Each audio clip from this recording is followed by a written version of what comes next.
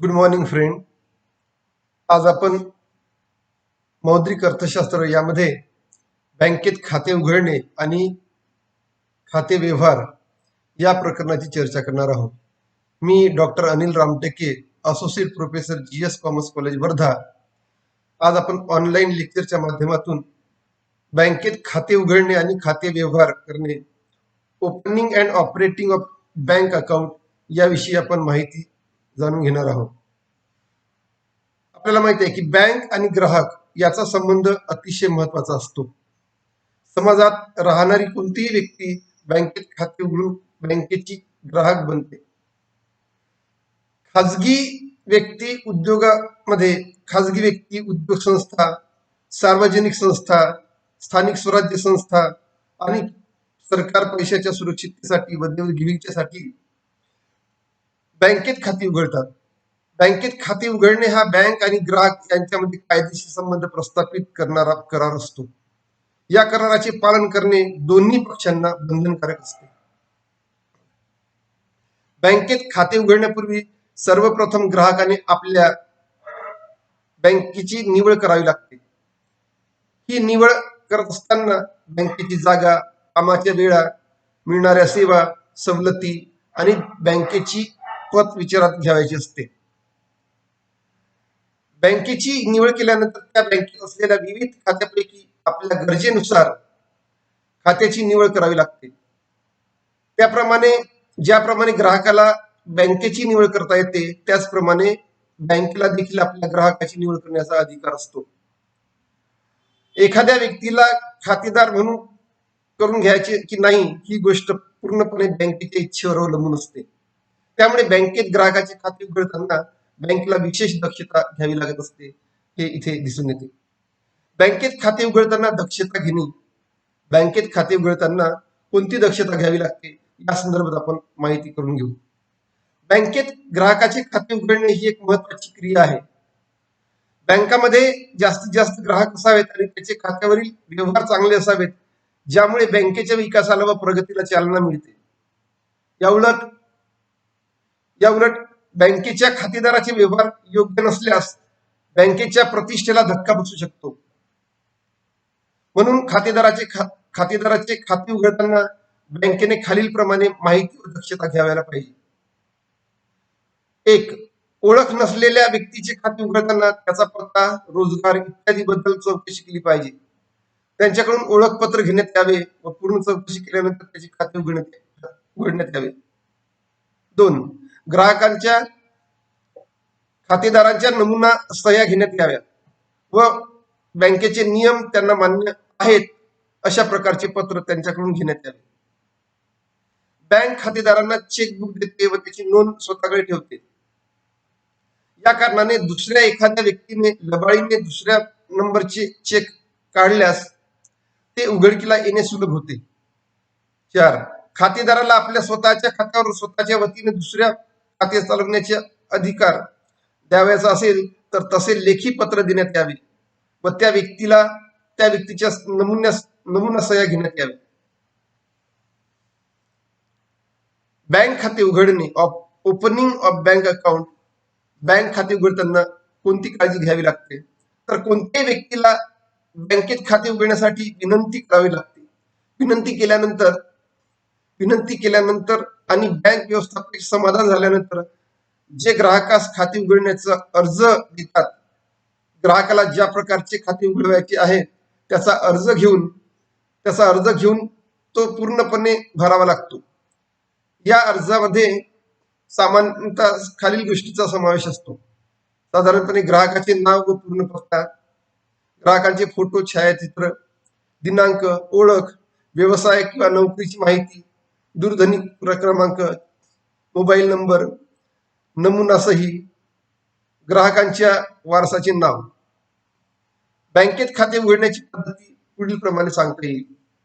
बँकेत खाते उघडताना बँकेत खाते उघडण्याची पद्धती याप्रमाणे सांगता येते. पहिला 1 नंबर, ठराविक नमुन्यात अर्ज करणे. बँकेत खाते उघडण्यासाठी बँकेने तयार केलेल्या नमुन्याच्या अर्जामध्ये खातेदाराची सर्व माहिती द्यावयाची असते. खातेदाराचे म्हणजे अर्जदाराचे पूर्ण नाव, पत्ता, सही, नामिती इत्यादी सर्व माहिती द्यावी. नंबर 2, ओळख किंवा शिफारस. खात्यावर अनेक प्रकारचे व्यवहार चालतात. त्यामध्ये बँकेला तोटा होण्याची शक्यता असते. त्यामुळे बँकेला माहीत असलेल्या व्यक्तीची शिफारस करणे किंवा ओळख देणे आवश्यक असते. त्याशिवाय खाते उघडले जात नाही. खाते उघडण्याच्या अर्जावर फोटो. रिझर्व्ह बँकेच्या सूचनेनुसार बँकेत खाते उघडण्यासाठी बँकेने दिलेल्या अर्जावर फोटो असणे आवश्यक आहे. 4, नमुना सही. खाते सुरू करताना ग्राहकाची नमुन्याची सही एका स्वतंत्र कार्डावर घेतली जाते. त्या कार्डाला नमुना सही कार्ड, स्पेसिमन सिग्नेचर कार्ड असे म्हणतात. बँकेची व्यवहार करताना नमुन्याच्या सह्याप्रमाणे सही कायमपणे करायची असते, कारण बँक ग्राहकाला नमुन्याच्या सहीवरून ओळखते. 5, ग्राहकांची संपूर्ण माहिती. बँकेत खाते उघडण्यापूर्वी ग्राहकाची संपूर्ण माहिती बँकेकडे असणे आवश्यक आहे. ग्राहकांची आर्थिक स्थिती, त्याची वर्तणूक, समाजातील स्थान, त्याचा व्यवसाय, नोकरी इत्यादी बाबत माहिती अनेक वेळा पत चौकशीच्या अंतर्गत विचारली जाते. भविष्यात ग्राहकाने बँकेकडून कोणत्याही प्रकारचे कर्ज घेतल्यास व त्या कर्जाची योग्य माहिती कालावधीत परतफेड न केल्याने बँकेची फसवणूक होऊ शकते. तसेच ग्राहकाने खात्यावरील शिल्लक रकमेपेक्षा जास्त रकमेचे चेक दिले आणि ते बँकेत वटवले नाही तर त्या बँकेवरचा लोकांचा विश्वास कमी होत असतो. या सर्व दृष्टीने ग्राहकांची संपूर्ण माहिती बँकेकडे असणे आवश्यक असते. याकरता बँक खाते धारकाकडून आपल्या ग्राहकास ओळख हा ग्राहक परिचय फॉर्म भरून घ्यावा लागतो. नो युअर कस्टमर हा परिचय फॉर्म म्हणून भरून घ्यावा लागतो. बँकेत पैसे भरणे. 6व्या प्रकारची प्रक्रिया बँकेत पैसे भरणे. खाते सुरू रकमेच्या अर्जावर बँकेत पैसे भरण्याची पावती भरून आवश्यक विशिष्ट रक्कम दिल्यानंतर बँकमध्ये खाते उघडले जाते. ही रक्कम बँकेत खाते उघडण्यासाठी किमान अट असते. ही रक्कम खात्यातून काढता येत नाही. त्यालाच इंग्रजीत मिनिमम बॅलन्स, किमान बाकी, मिनिमम बॅलन्स असे म्हटले जाते. नंबर 7, पासबुक देणे. बँकेत ग्राहकांचे खाते उघडल्यानंतर त्या ग्राहकास बँक पासबुक देते. हे पासबुक त्या ग्राहकाची बँकेतील खात्याची प्रतिकृती समजली जाते. ग्राहकाने बँकेत कोणत्याही तारखेला किती रक्कम जमा केली आणि कोणत्या तारखेला खात्यातून किती रक्कम काढली याबाबत तपशीलवार विवेचन पासबुकात दिलेले असते. पासबुक सोबत बँक आवश्यकता असलेल्या धनादेशाचे कोरे फॉर्म असलेले पुस्तक आणि बँकेत भरणा करण्यास आवश्यक असलेल्या कोऱ्या पावतीचे पुस्तक ग्राहकास प्रदान करते. धनादेशाच्या पुस्तकाचा उपयोग ग्राहकांना आपली देणी देण्यासाठी करता येतो. धनादेश कोणाला कधी आणि किती रकमेचे दिले जावे याची नोंद ठेवण्याची सोय या पुस्तकात असते. भरणा पावती पुस्तकाचा वापर रोख पैसे भरण्यासाठी करतात. तसेच धनादेश, लाभांश पत्र इत्यादी भरण्यासाठी या पावती पुस्तकाचा वापर करता येतो. खात्यांचे विविध प्रकार व त्याची प्रक्रिया व व्यवहार. बँकेतील खात्याचे विविध प्रकार व त्याची प्रक्रिया व व्यवहार. बँकेत खाते उघडल्यानंतर ग्राहक व बँक यांच्यात कायदेशीर संबंध निर्माण होतात. बँकेत विविध प्रकारचे खाते उघडता येतात व त्या प्रत्येक खात्याची विशिष्ट प्रक्रिया असते. ग्राहकाला आपल्या आवश्यकतेनुसार खाते उघडता येते. बँकेत सर्वच खात्यासाठी एकाच प्रकारचे नियम नसून वेगवेगळ्या प्रकारच्या खात्यातील व्यवहारासाठी बँकेने स्वतंत्रपणे नियम केले असतात. खाते उघडण्यापूर्वी हे नियम संभाव्य ग्राहकाने वाचणे, समजून घेणे अत्यंत आवश्यक असते. अशिक्षित किंवा अंध संभाव्य ग्राहकांना किंवा अर्जदारांना हे नियम वाचून दाखवणे आणि समजावून देणे हे बँकेचे कर्तव्य असते. बँकेत खाते उघडणाऱ्या प्रत्येक अर्जदाराने अर्जामध्ये मी बँकेचे नियम वाचले आहे व ते मला मान्य आहे आणि माझ्यावर बंधनकारक राहील, तसेच त्यात वेळोवेळी करण्यात येणाऱ्या बदलांनाही माझी संमती राहील अशी लेखी संमती द्यावी लागते. त्या दृष्टीने नियम त्यांच्या नजरेस आणून देणे अत्यंत आवश्यक असते. बँकेत जे विविध प्रकारचे खाते उघडले जाऊ शकते त्यात चालू खाते, बचत खाते, मुदत खाते असे महत्वपूर्ण खाते आहेत. त्याशिवाय अल्प सूचना ठेव खाते, आवर्ती ठेव खाते सुद्धा ग्राहकाला उघडता येतात. या प्रत्येक खात्याच्या संदर्भात आपण वेगवेगळे नियम समजून घेऊया.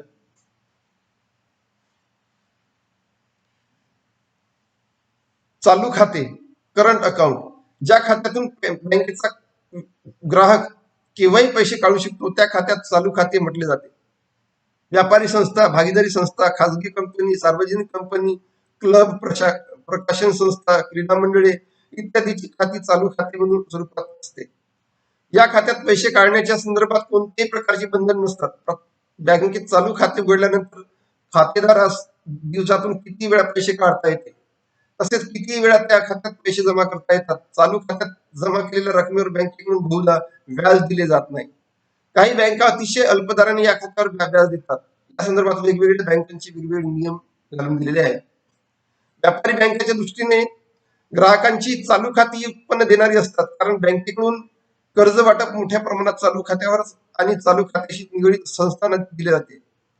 चालू खात्याचा उद्देश बचत करणे आणि व्याज मिळवणे हा नसतो, तर आर्थिक व्यवहार सुलभपणे पार पाडता यावे यासाठी चालू खाते उघडले जाते.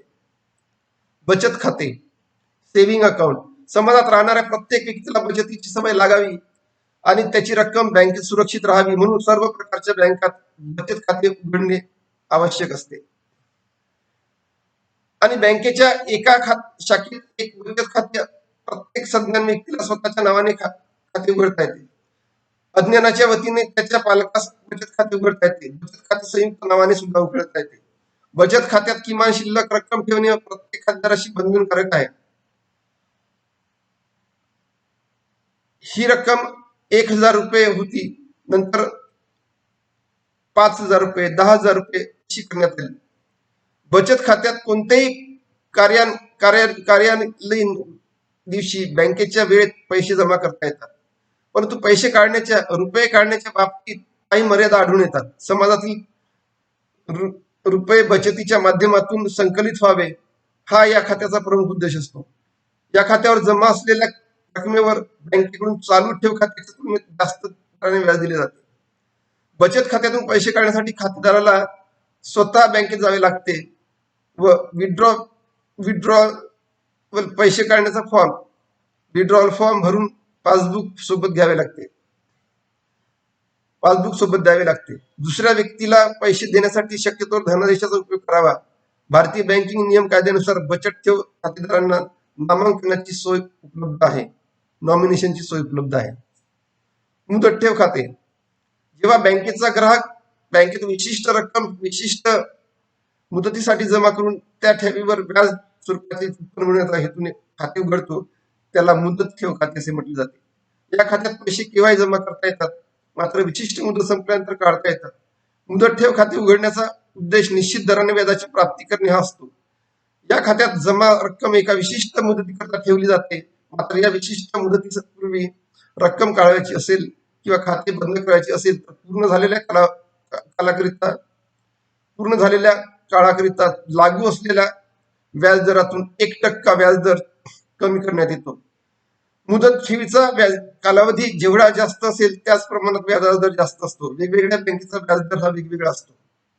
अल्पसूचना ठेव खाते, मनी ऑफ शॉर्ट नोटीस अकाउंट. अल्पसूचना ठेव खाते हे चालू खात्याप्रमाणे असते, कारण चालू खात्यातून केव्हाही पैसे बँकेच्या वेळात काढता येतात. अल्पसूचना ठेव खात्यावरील रक्कम काढण्यासाठी बँकेला अल्पसूचना द्यावी लागते. त्यानुसार बँक रक्कम तयार ठेवते. ग्राहक बँकेत आल्यानंतर त्यांना रकमेचे स्थानांतर केले जाते.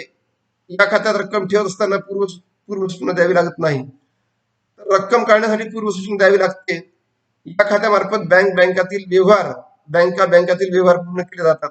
सामान्य व्यक्ती ही खाते उघडू शकत नाही. आवर्ती ठेव खाते, रिकरिंग डिपॉझिट अकाउंट.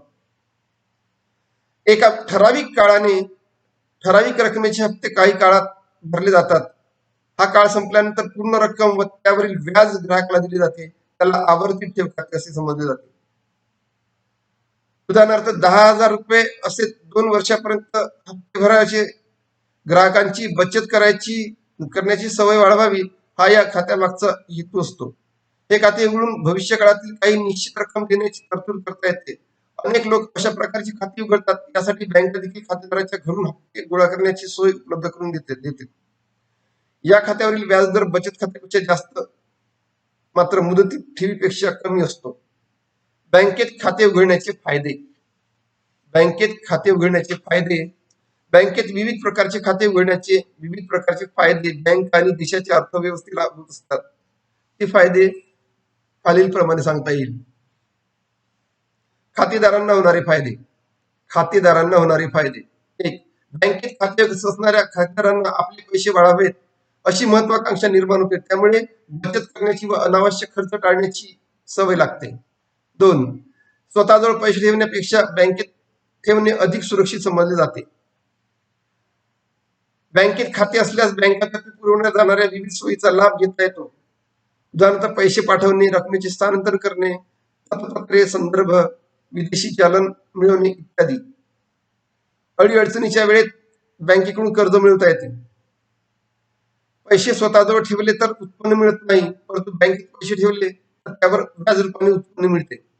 व्यापारी, उद्योग संस्था, सरकारी खाती, स्थानिक स्वराज्य संस्था इत्यादींना रोख पैशाचे व्यवहार करण्याऐवजी बँकेमार्फत देण्याघेण्याचे व्यवहार करणे अति सोयीचे असते. बँकांना होणारे फायदे. बँकांना अधिकोषांना होणारे फायदे. अधिकोषाकडे जितकी जास्त खाती तितक्या जास्त ठेवी, तितका बँकेचा नफा अधिक. बँका ठेवीवर कमी व्याज देतात आणि कर्जावर जास्त व्याज आकारतात. कर्जदाराकडून घेतलेल्या व ठेवीदारांना दिलेल्या व्याजाच्या फरकातून बँकेचा नफा ठरत असतो. बँकांकडे ठेवीच्या रूपाने जेवढा जास्त पैसा जमा होईल तितकी बँकांची कर्ज देण्याची क्षमता वाढते. बँकेच्या व्याजाच्या रूपाने बँकांचा नफा वाढतो. अर्थव्यवस्थेला होणारे फायदे. अर्थव्यवस्थेला होणारे फायदे. बँका व्यक्तींना बचत करण्याची सोय निर्माण करते. त्यासाठी विविध ठिकाणी आपल्या शाखा उघडतात. देशातील जनतेत बचत करण्याची आवड निर्माण करते. बँकेत खाते उघडून त्यात लोक आपल्या जवळची रक्कम जमा करतात. या रकमेचा उपयोग गरजू व्यापारी, उद्योगपती, सरकार इत्यादींना कर्ज रूपाने गुंतवणुकीसाठी उपलब्ध करून देता येतो. त्यामुळे देशात गुंतवणुकीचे प्रमाण वाढते, रोजगारीचे प्रमाण वाढते, उत्पादनात वाढ होते, बेकारीचे प्रमाण कमी होते. अशा प्रकारच्या बचतीचा देशाच्या आर्थिक विकासात सिंहाचा वाटा असतो. देशांतर्गत पुरेशा ठेवी जमा झाल्या की विकासासाठी विदेशी कर्ज घ्यावे लागत नाही. बचतीच्या माध्यमातून देशाच्या अर्थव्यवस्थेला विकासाची चालना मिळते. बँक खात्यावरील व्यवहार. ऑपरेटिंग ऑफ बँक अकाउंट या संदर्भात आपण पुढील लेक्चरला विचार करूया. थँक्यू.